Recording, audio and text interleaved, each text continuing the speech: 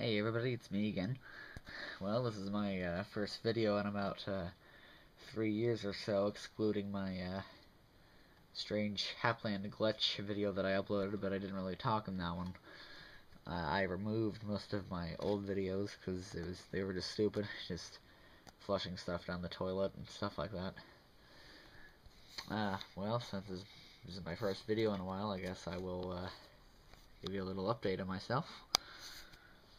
Well, I first made my YouTube channel when I was 11, and yes, I'll admit I was one of the little 11-year-old kids that made a YouTube channel, uploaded a couple of videos, and assumed that I was going to become this YouTube sensation, which obviously I didn't. So, anyway, I guess on with the video. As you can tell by the title, I have a thrift store computer here. It's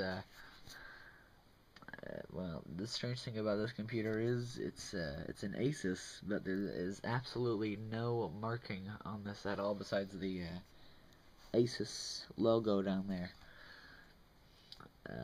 It's really strange. I got this from a thrift store for actually a really good price.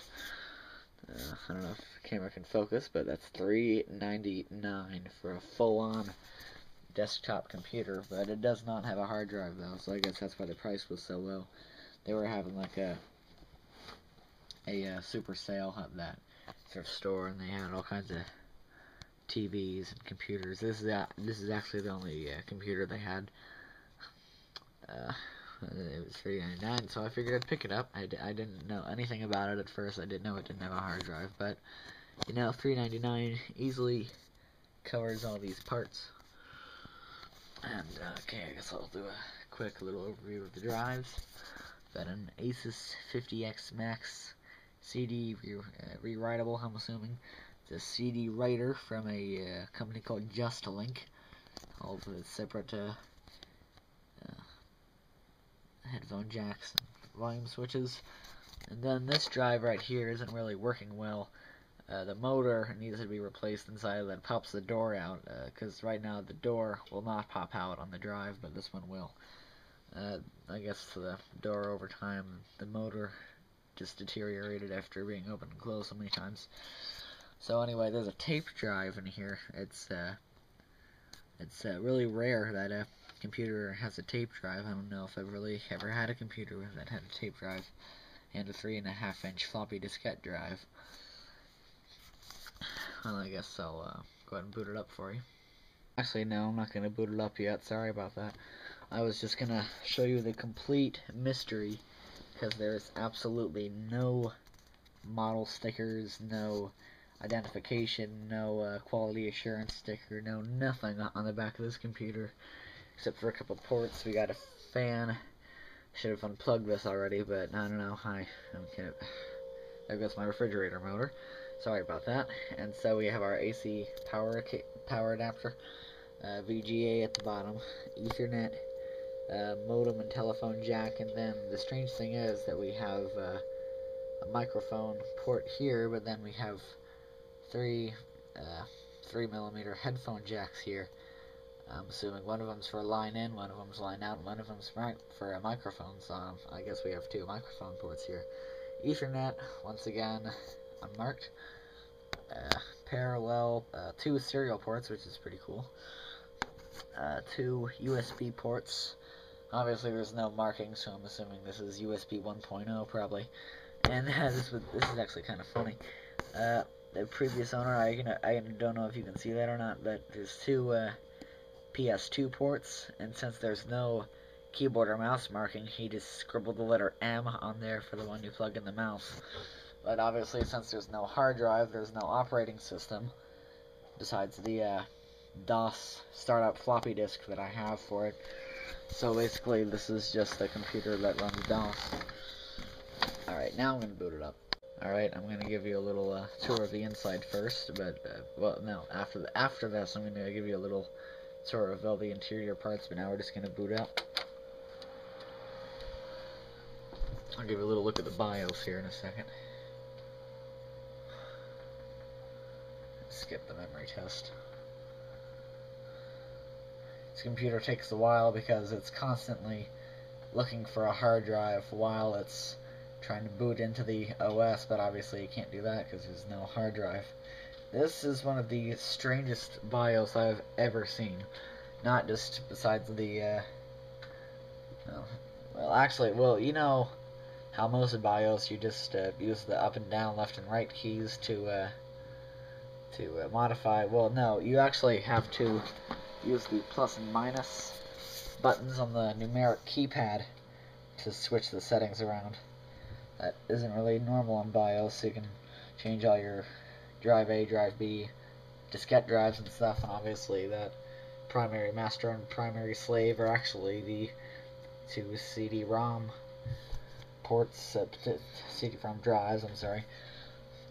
We have all the BIOS features. There's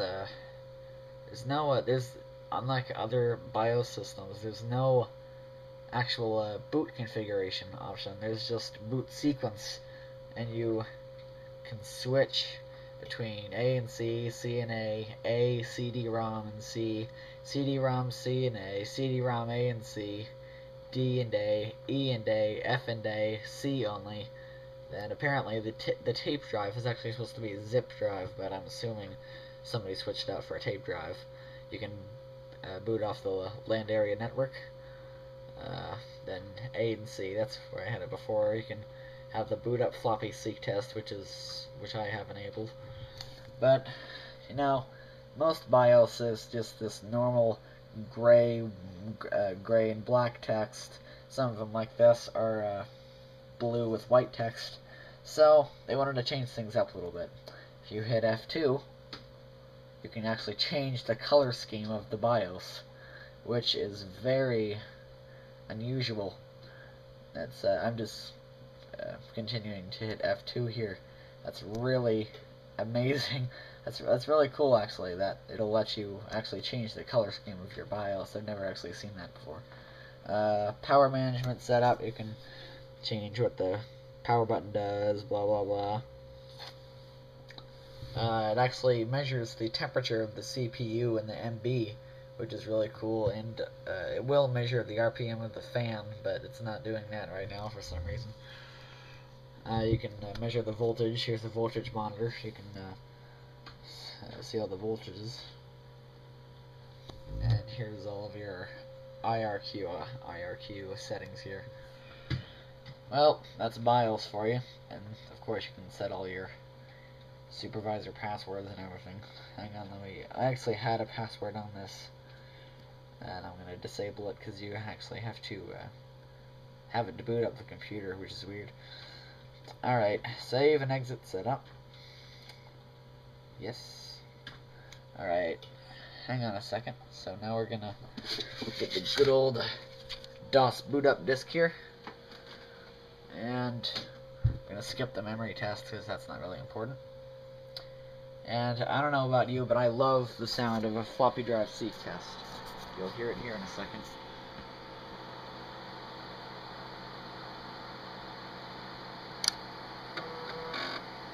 I love that sound. So, anyway, here's another long wait because it's trying to search for a CD drive, but obviously it's not going to find one. I've yet to buy one. I still can't decide if I really want to buy a hard drive for a $4 computer from the thrift store, but right now it's searching for a hard drive and not finding one. It's just saying that it found the two CD-ROM drives. I don't know if the tape drive is actually hooked up to the motherboard or not. Obviously I don't have any tapes laying around that I can test on it. It doesn't run cassette tapes, it actually runs little computer tapes. Alright, it's booting into DOS here.